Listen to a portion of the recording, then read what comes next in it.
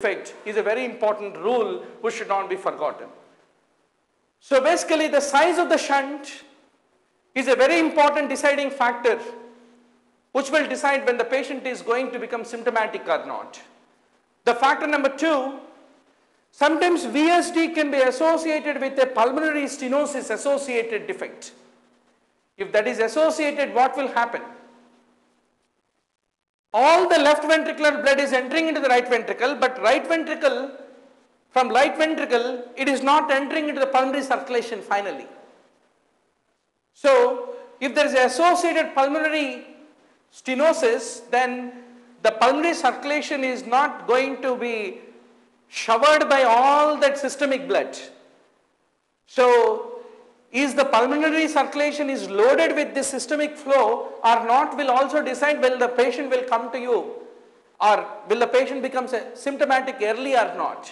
So that is the reason, doctor, 2 important factors, the size of the shunt, whether associated PS is there or not, will decide whether the pulmonary circulation is getting loaded, is going to get loaded with this systemic blood. So that is another important deciding factor whether the individual becomes symptomatic early or late is what need to be remembered. If it is unprotected lung, what do you mean by unprotected lung?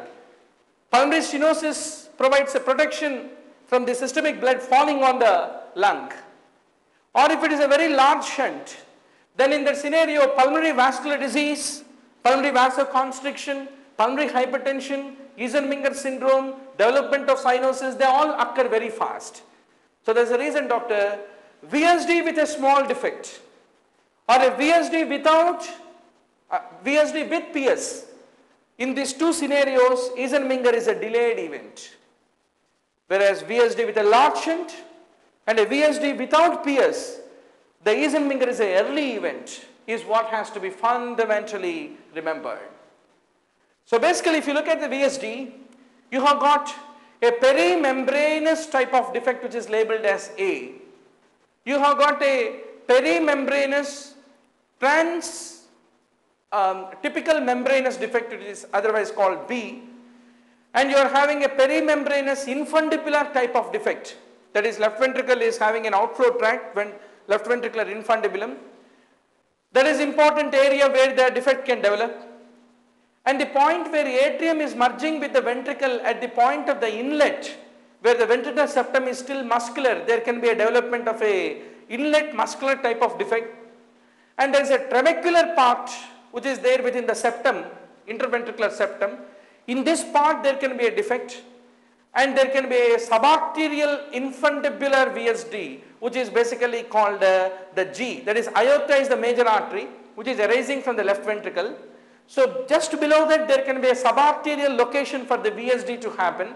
So accordingly you need to imagine ventricular septum is a membranous and a muscular part and a trabecular part, and based on its location it can even be subarterial in location or it can be trabecular in location, it can be muscular in location, it can be membranous, once more it can be perimembranous. So that way the VSD, where is it located also is a very important deciding factor which type of patient you are having.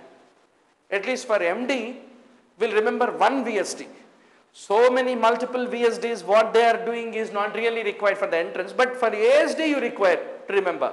ASD primum, ASD secundum, ASD sinus venosus type and ASD of persistent foramen ovale type is what you have to basically remember. So the clinical features will depend upon the size of the defect, presence or absence of the increased pulmonary vascular resistance. Now, if it is a small shunt is there, then what will happen? There is a loud, harsh, holosystolic murmur which will be typically be heard. If it is a small defect, small shunt is happening, it is throughout the systole. So there is a reason it is a loud, harsh, holosystolic murmur. Zzz, zzz, zzz. You don't hear S1 or S2. Dub will be totally taken care by that murmur. It will occupy the whole of them. So in exam if you say I am able to hear a holosystolic murmur, S1 is also heard, S2 is also heard, where are you hearing everything? Is S1, S2 is your hearts and murmur is patient's heart is what examiner will ask you. So you must be doubly sure, doctor. If you are saying holosystolic murmur, you should not talk about S1, how it is, split how it is in S2 and all these things. So holosystolic murmur, left, third and fourth interspaces along the sternum.